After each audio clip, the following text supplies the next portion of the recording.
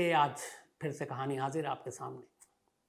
ये कहानी पंजाब में 2005 से लेकर बल्कि 2000 से 2015 तक 15 साल एक ऐसे गैंगस्टर की कहानी है जिसने सोशल मीडिया को अपना हथियार बनाया। लेकिन इस गैंगस्टर की अपनी पूरी जिंदगी की कहानी भी बड़ी उतार चढ़ाव भरी रही है। कहानी सुक्खा कहलवां की है, जिसको बहुत सारे लोग हीरो के तौर पर पेश कर रहे थे, लेकिन है वो एक क्रिमिनल, बल्कि था एक गैंगस्टर। असली नाम उसका सुक्खा भी नहीं था। ये नाम जुर्म की दुनिया ने या फिर सोशल मीडिया ने, उसके बहुत सारे चाहने वालों ने उसे दिया। वरना जब वो पैदा हुआ तो माँ बाप ने बड़े प्यार से उसका नाम सुखबीर सिंह रखा था। सुखबीर सिंह की जो पैदाइश है, जो जन्म है, वो पंजाब में करतारपुर के पास एक गांव है। उस गांव का नाम है कहलवा गांव। तो इसी कहलवा गांव में वो पैदा हुआ। माँ बाप की तमन्ना थी कि वो विदेश जाकर काम करें, पैसे कमाएं। इस कहलवा गांव की एक खासियत है, पंजाब में बहुत सारे ऐसे इलाके हैं जहां आप जाएंगे तो आपको हर दूसरा घर जो पता चलेगा, उसमें पता चलेगा कि इनका एक ना एक शख्स कोई विदेश में है, ख़ास तौर पर अमेरिका में, कनाडा में या ऑस्ट्रेलिया में या ब्रिटेन में। यहाँ के हर दूसरे घर की ख्वाहिश यही होती है कि बस वीज़ा मिल जाए और हम लोग अमेरिका, कनाडा या फिर यूएस, ऑस्ट्रेलिया में जाकर बस जाएं, नौकरी करें, घर थोड़ा बेहतर हो जाए, माली हालत सुधर जाएगी। तो हर एक की तमन्ना और ख्वाहिश यही रहती है। सुखबीर सिंह के चाचा और बड़े चाचा, ये लोग भी इस गांव से निकलकर अमेरिका पहुंच चुके थे। अब सुखबीर सिंह के पिता, उन्होंने काफ़ी कोशिश की कि वो भी विदेश जाएं, अमेरिका जाएं, लेकिन लंबा इंतज़ार करना पड़ा और वीज़ा नहीं मिल रहा था। हालांकि उनके भाई उन्हें बुलाना चाहते थे वहाँ पर, तो वो यहीं खेती बाड़ी कर रहे थे। इधर सुखबीर सिंह धीरे धीरे बड़ा हो रहा था। एक और भाई, दोनों मिलकर स्कूल में पढ़ रहे थे। सब कुछ ठीक था। पिता और माँ लगातार ट्राई कर रहे थे अपने दोनों बच्चों के साथ वीज़ा मिल जाए और वो अमेरिका शिफ्ट हो जाए। 17 साल की उम्र हो गई अब सुखबीर सिंह की, और इसी 17 साल की उम्र ने उसकी पूरी ज़िंदगी बदल कर रख दी। जब वो उम्र के 17वें पड़ाव पर पहुंचा तो इत्तेफाक से उसके पिता को आखिरकार उनके बरसों की मेहनत और मुराद पूरी हुई और अमेरिका का वीज़ा मिल गया। उनके बड़े भाई ने वहाँ से वीज़ा भेजा। अब जाना तो परिवार के साथ था, लेकिन वीज़ा सिर्फ और सिर्फ 2 लोगों का आया, सुखबीर सिंह के पिता और सुखबीर सिंह की माँ का। उसकी एक वजह यह भी थी कि सुखबीर सिंह का पासपोर्ट ही नहीं बना था, और उस पासपोर्ट न बनने के पीछे एक छोटी सी कहानी थी। जब वो 17 साल का हुआ तो गांव में कुछ लड़कों के बीच में लड़ाई हो गई। तब तक सुखबीर सिंह के ऊपर कोई इस तरह का इल्ज़ाम नहीं था, पढ़ाई लिखाई अपना ठीक ठाक कर रहा था। बट उस लड़ाई के बाद थाने में उसका नाम लिखा दिया गया। पुलिस ने सुखबीर सिंह को उठा लिया, केस बना दिया, और इस एक आपराधिक केस के चलते पासपोर्ट वेरिफिकेशन में बड़ी दिक्कत आने लगी और उसका पासपोर्ट बनना टलता गया। और इस पासपोर्ट न बनने की वजह से उसके माँ बाप का ये सपना अधूरा रह गया कि वो भी उनके साथ अमेरिका जाए। उधर वीज़ा आ चुका था। सुखबीर सिंह के माँ बाप बेहतर भविष्य की तलाश में अमेरिका के लिए निकल जाते हैं, ये सोचकर कि कुछ दिनों के बाद वीज़ा मिल जाएगा, पासपोर्ट बन जाएगा, तो फिर सुखबीर को भी अमेरिका बुला लेंगे। वो वहाँ चले जाते हैं। अब सुखबीर यहाँ अपनी मौसी और भाई के साथ है। इसी दौरान में सुखबीर को एक लड़की से प्यार हो जाता है। वो लड़की हैसियत में उससे कहीं ज़्यादा बड़ी थी। एक रिजॉर्ट के मालिक थे, उनकी बिटिया थी। लेकिन दोनों एक शादी समारोह में मिलते हैं और नज़रें मिलती हैं और फिर दोनों में प्यार हो जाता है। लड़की के घर वाले तैयार नहीं थे सुखबीर सिंह से शादी करने के लिए, क्योंकि हैसियत और पैसे और नौकरी की बातें थी। लेकिन इधर सुखबीर के माँ बाप अमेरिका में थे, अब थोड़ी सी इज्जत भी बढ़ रही थी।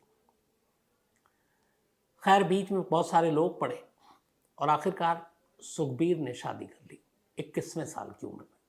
अब तक उसकी ज़िंदगी बिल्कुल ठीक थी। शादी के बाद सुखबीर ने जिससे प्यार किया, उसकी गर्लफ्रेंड अब उसकी बीवी बन चुकी थी। वो भी बेहतर भविष्य की तलाश में लगातार उसके और उसके घर वाले एक वीज़ा की चाहत रखते थे कि अमेरिका का मिल जाए, कनाडा का मिल जाए, ब्रिटेन का मिल जाए, ऑस्ट्रेलिया का मिल जाए। और आखिरकार सुखबीर सिंह की बीवी को ऑस्ट्रेलिया का वीज़ा मिल गया। सुखबीर सिंह की बीवी ऑस्ट्रेलिया पहुंच जाती है जॉब करने के लिए। अब सुखबीर यहाँ अकेला है, लेकिन किसी तरह वो जोड़ तोड़ करके, क्योंकि अब धीरे धीरे कुछ लोगों की सोहबत में भी वो आना शुरू हो गया था, उन्होंने उसे तिकड़म और रास्ते दिखाए और उसका पासपोर्ट बन गया। पासपोर्ट बनते ही बीवी ने वहाँ से ऑस्ट्रेलिया का वीज़ा भेज दिया। अब ये बीवी के पास ऑस्ट्रेलिया पहुंच गया, लगा कि चलो अब ये की भी ज़िंदगी इसकी अब सेट है, वहीं रहेगा। बीवी जॉब करती थी, लेकिन सुखबीर जॉब नहीं करता था। वो वहाँ अपनी बीवी के वीज़ा पर उसके पास गया था। तो बीवी नौकरी करती, सुखबीर घर में घर के काम करता। कुछ दिन तो सब ठीक रहा, लेकिन बाद में उसे लगा कि वो उसके लिए शायद नहीं बना है, और उसे बात अंदर ही अंदर खाई जा रही थी कि उसकी पत्नी नौकरी करती है, जॉब करती है, और वो बेरोज़गार है और घर के बर्तन और चूल्हा चक्की में लगा हुआ है। इस चीज़ को लेकर दोनों में लड़ाई होने लगी। फिर लड़ाई इस कदर बढ़ गई कि एक रोज़ सुखबीर ऑस्ट्रेलिया से अपनी बीवी को बिना कुछ बताए इंडिया लौट आता है। इंडिया आने के बाद अब उसके लिए सारे ऐसा लगा कि दुनिया ख़त्म है। जिससे प्यार किया, शादी की, लेकिन फिर उस बीवी से बनी नहीं। नौकरी और घर के काम बीच में आ गए। उधर अमेरिका का वीज़ा मिल नहीं रहा था। अब यहाँ आने के बाद वो इधर उधर भटका, कुछ बुरे सोहबत में पड़ा, और यहीं से उसके जुर्म की दुनिया में कदम रखने की शुरुआत हुई। कुछ बैड एलिमेंट्स, बुरे लोगों के साथ उसने लूट पाट करनी शुरू की। धीरे धीरे मारपीट शुरू की। पकड़ा गया, पुलिस में केस बने, लेकिन उसने पीछे मुड़कर नहीं देखा। इस दौरान में एक शख्स का उसने कत्ल कर दिया। ये उसके हाथ से पहला कत्ल था। इस कत्ल के बाद वो पकड़ा गया। जब उसकी गिरफ्तारी की खबर उसकी बीवी को मिली, बीवी इंडिया आई। सुखा की बीवी अब पंजाब पहुंचती है ऑस्ट्रेलिया से। तब तक सुखा के कारनामे उसके कानों तक पहुंच चुके थे। लड़ाई पहले ही हो चुकी थी। इसके बाद वो डिवोर्स के लिए यानी तलाक के लिए कोर्ट में अर्जी दे देती है। सुखा अपनी बीवी को भी प्यार करता था, लेकिन उसे लगता है कि अब दोनों के शायद रास्ते अलग हैं। तो दोनों खुशी खुशी राजीनामा के साथ कोर्ट में एक दूसरे से तलाक ले लेते हैं। तलाक लेने के बाद उसकी बीवी यहाँ से चली जाती है। सुखा भी अब कहलवा गांव छोड़कर जालंधर का रुख करता है और वहीं अपने जो नए नए गैंग मेंबर बने उनके साथ रहने लगता है। अब धीरे धीरे लूट माट, वसूली, इन सारे कामों में लग जाता है। एक प्रधान का कत्ल करता है, इसके बाद फिर कई और कत्ल करता है। धीरे धीरे उसके जुर्म की फहरिस्त बढ़ती जाती है। उसके ऊपर रॉबरी, कत्ल, लूटपाट, डकैती, 60 से ज़्यादा मामले आ जाते हैं। एक वक्त ऐसा आता है जब वो वांटेड हो जाता है। 4 बार पुलिस के साथ उसका एनकाउंटर होता है, पर हमेशा नसीब अच्छा, वो बचकर निकल जाता है। इसी दौरान में सोशल मीडिया की अब का जन्म होता है, और अब वो सोशल मीडिया को एक टूल की तरह इस्तेमाल करता है। फेसबुक पे 3-3 अकाउंट खोलता है। जेल के अंदर रहते हुए जेल की सारी तस्वीरें वो अपलोड करता है, और इसके बाद जिस जिस तरह की तस्वीरें, फ़ोटो, धमकी भरी बातें, अपने जो उसने जुर्म किया उसके बारे में बढ़ा चढ़ा कर जो बोलना, उसके वीडियो अपलोड करता है। और देखते ही देखते सुखा कहलवा के लाखों जो फॉलोअर्स और फैन हैं सोशल मीडिया पर आ जाते हैं, और अब वो अलग अलग तस्वीरों के ज़रिए और अपने जुर्म की कहानियों के ज़रिए उन भटके हुए लोगों, भटके हुए नौजवानों का एक हीरो बन जाता है। जब ये बाहर सारी चीज़ें आती हैं, उसके बाकायदा फेसबुक पेज, और ये पुलिस के भी कान खड़े होते हैं। जेल के अंदर से कैसे अपलोड कर रहा है, जेल में मोबाइल पे बैन है, लेकिन ये सारी चीज़ें मिली भगत से होती थी। ये सब कुछ चल रहा था सोशल मीडिया के ज़रिए, और धमकी के बाद ये सारे उसका कद बढ़ता जा रहा था, और धीरे धीरे वो पंजाब के हाल का वक्त का सबसे बड़ा गैंगस्टर बन गया। इसी दौरान में एक बार पुलिस से एक मुठभेड़ हुआ और वो जेल से निकलकर भागा। भागने के बाद वो पंजाब, बल्कि जेल में था, पुलिस कस्टडी से भाग गया। भागने के बाद वो राजस्थान पहुंचता है, फिर मध्य प्रदेश पहुंचता है। हालांकि बाद में फिर बंगाल से, पश्चिम बंगाल से पकड़ा जाता है।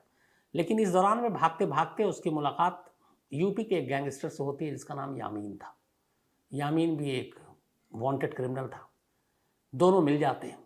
उस दौरान में ये चूँकि भगोड़ा था, दोनों मिलकर लूटपाट करते हैं। कहते हैं कि एक बहुत बड़े बड़े जौहरी के यहाँ ये हाथ मारते हैं और बहुत सारा सोना लूटते हैं। लेकिन उस लूट के हिस्से को जब बांटने का वक्त आता है तो यामीन और सुखा कहलवा में झगड़ा हो जाता है। चूँकि वो यूपी में उसके इलाके में था, यामीन और उसके लोग सुखा कहलवा पर हमला कर देते हैं। उसके गले को चाकू से रेत देते हैं। उन्हें लगता है कि ये मर गया।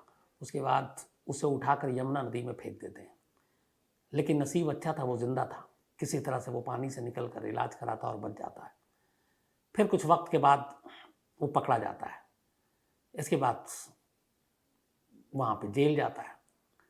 गवाही कोई देता नहीं, फिर जमानत पर बाहर आता है, जेल में रहता तो अपने सोशल मीडिया पे सारे वो चीज़ें डालता रहता। इस दौरान में उसने अपने ही एक दोस्त लवली का कत्ल कर दिया किसी बात पर। अब लवली भी एक क्रिमिनल था। अब लवली के जो गैंग के लोग थे, लवली के इस कत्ल के बाद सुक्खा कहलवां से वो नाराज़ हो गए। उन्हें लगा कि इसने ये क्या किया।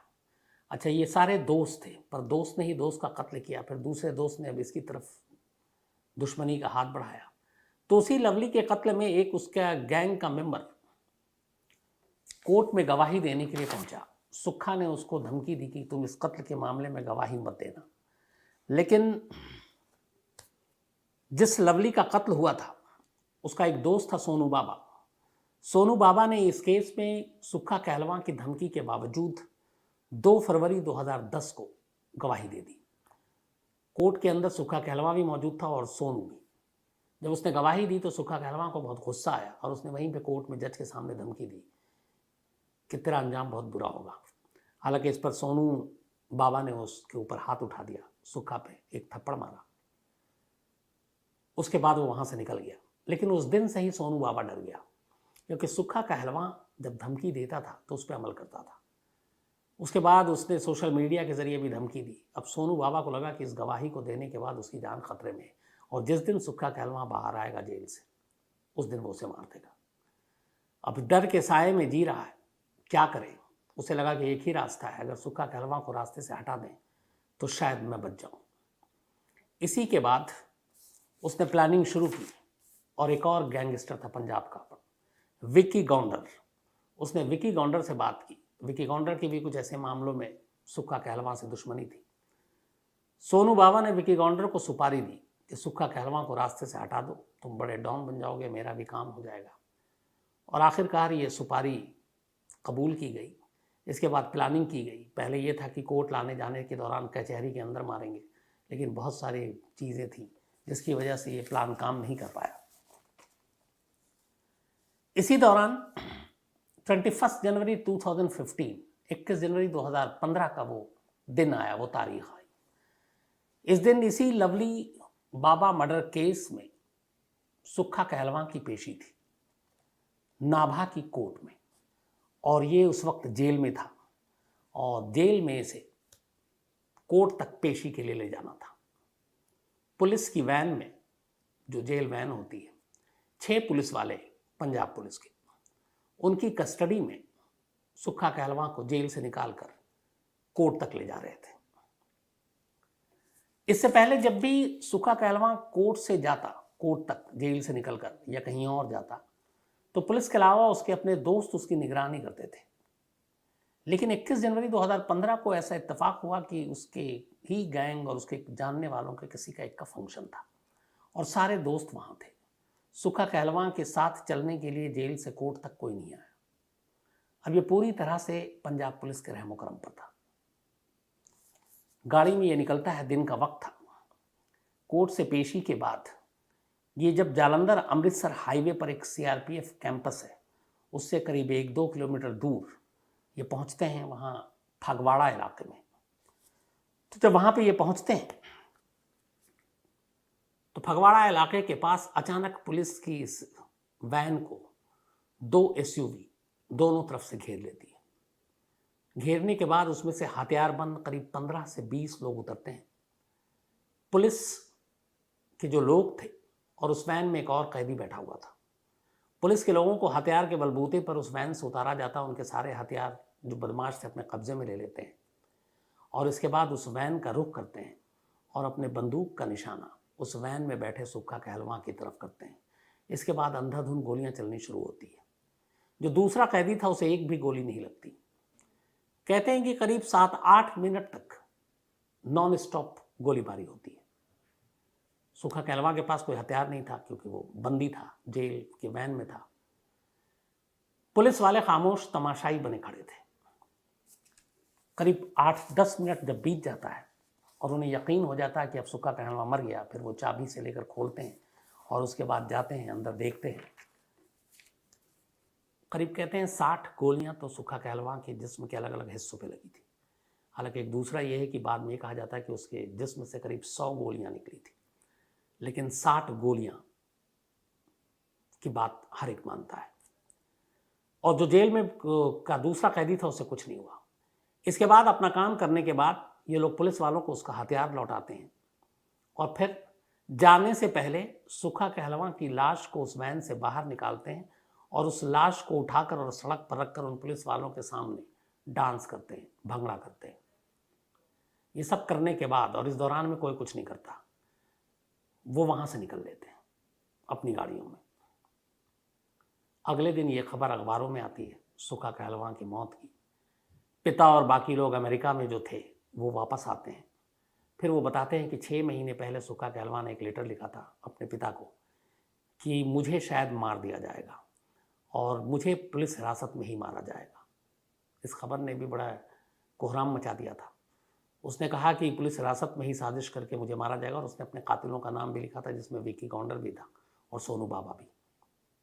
और ठीक वैसे ही हुआ। बाद में पुलिस ने तफ्तीश की और अलग अलग जो भी उस कत्लेआम में शामिल थे उन्हें गिरफ्तार किया। 1-2 भागे हुए थे। गिरफ्तार करने के बाद इनके ऊपर मुकदमा चला।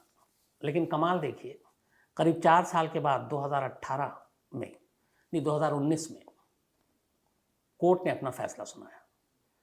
कोर्ट ने अपने फैसले में 8 अक्यूज बचे थे टोटल, 11 थे। इसमें 2 का इनकाउंटर 2018 में हो गया था, जिसमें मेन था विकी गौंडर और उसका एक साथी प्रेम लाहौरिया।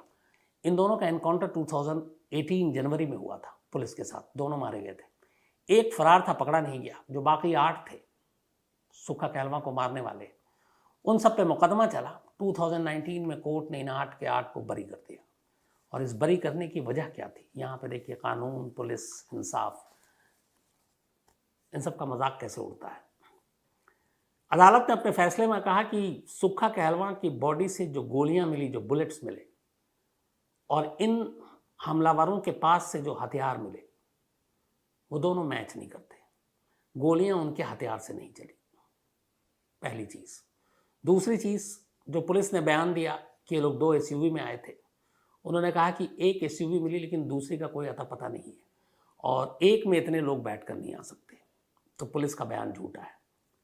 जबकि एक अजीब चीज़ और हुई इसी बीच में कि एक जो दूसरी एसयूवी थी, पंजाब पुलिस के एक इंस्पेक्टर के घर से बरामद हुई। अब जिस शूटआउट में क्रिमिनल ने जिन गाड़ियों का इस्तेमाल किया, उस शूटआउट की में इस्तेमाल होने वाली एक गाड़ी एक इंस्पेक्टर के घर पर थी और उस इंस्पेक्टर के घर से बरामद हुई। उस इंस्पेक्टर को बाद में फिर पकड़ा भी गया था कुछ और केस में अलग अलग, लेकिन फिर कुछ हुआ नहीं। तो इस तरीके से इंस्पेक्टर इंद्रजीत इनका नाम है और ये ड्रग केस में 2017 में पकड़े गए थे जालंधर से। लेकिन जो सुखा कहलवां के कत्ल में गाड़ियां इस्तेमाल हुई, उनमें से एक गाड़ी जो अदालत में कहा गया कि दूसरी मिली नहीं, वो एक इंस्पेक्टर के घर पे पार्क थी। तो बाद में इसमें जो साजिश आई वो यही थी। 6 पुलिस वाले थे और कहा यह गया कि सुखा कहलवां के कत्ल के लिए बाकायदा पुलिस के साथ सेटिंग की गई थी और पुलिस की मिली भगत से ही पुलिस को सारा रूट पता था, पुलिस ने सब बताया था और पुलिस ने पहले से अपनी रजामंदी दी थी और इसीलिए किस जगह पे गाड़ी रोकनी है, कहाँ पे हमला करना है, ये सब कुछ उसी हिसाब से हुआ और पुलिस ने कोई इस पर एक्शन नहीं लिया, ना रिएक्शन किया। उन्होंने जब हथियार दिखाया, उन्होंने अपने हथियार उन्हें सौंप दिए, तमाशबीन होकर खड़े रहे। उसकी लाश के साथ उन्होंने नाचा, डांस किया, भंगड़ा किया, तब भी वो तमाशबीन बनकर खड़े रहे। और इसके बाद जब उनका मन भर गया और वो चले गए, तब फिर ये लोग बाकी की पुलिस टीम को इन्फॉर्म करते हैं और फिर बाकी फोर्स वहाँ बुलाते हैं। कहते हैं कि सुखा कहलवां की शायद 27 साल की उम्र जो मौत हुई होती नहीं, अगर वो सोशल मीडिया पे अपना बखान नहीं करता, अपने आप को एक डॉन बनाने की कोशिश नहीं करता, और जो उसका एक नशा था कि पंजाब का सबसे बड़ा गैंगस्टर या डॉन कौन, तो सुखा कहलवां, तो ये चीज़ें उसे मार गई कम वक्त में। हालांकि कहानी शुरू हुई अगर वही है कि 17 साल की उम्र में शायद मारपीट ना होती, एक केस ना होता, उसका पासपोर्ट बन जाता, तो क्या पता आज वो अमेरिका में कहीं अच्छी नौकरी कर रहा होता, एक उसका अपना भरा पूरा परिवार होता। लेकिन कई चीज़ें एक साथ अलग अलग जुड़ जाती हैं। तो एक माँ बाप का जो सपना था अपने बच्चे को अमेरिका ले जाकर सही ज़िंदगी देना, तरक्की करवाना, वो सारी चीज़ें यही रह गई। बेटा गैंगस्टर बन गया और फिर हर गैंगस्टर और डॉन और बुरे कामों का जो अंजाम होता है वही उसके साथ हुआ। आप कितना भी इस जुर्म की दुनिया में नाम कमा लें, आपके जो भटके हुए लोग हैं आपको हीरो माने, लेकिन आखिर में इसका अंजाम बुरा होता है। या तो जेल की सलाखें होती हैं या फिर पुलिस की गोलियां होती हैं, और हर गैंगस्टर का यही अंजाम होता है। तो इसीलिए कहते हैं जुर्म की दुनिया से दूर रहना चाहिए। जितना है हमें उतने में ही सब्र करना चाहिए। कोशिश करनी चाहिए कि बेहतर काम करें, ऐसा काम करें जिससे माँ बाप को कभी शर्मिंदा ना होना पड़े।